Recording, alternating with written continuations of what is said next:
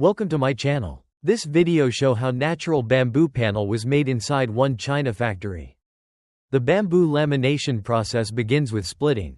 Using a specialized machine, raw bamboo poles are precisely split into standard size of slats.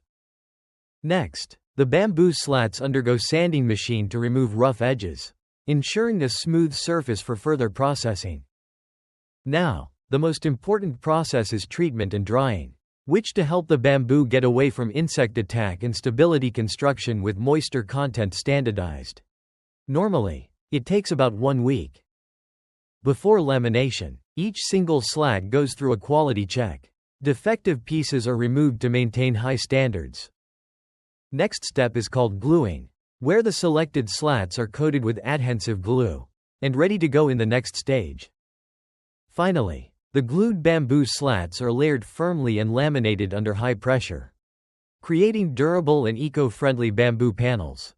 A strong, sustainable material is ready for furniture, flooring, and more.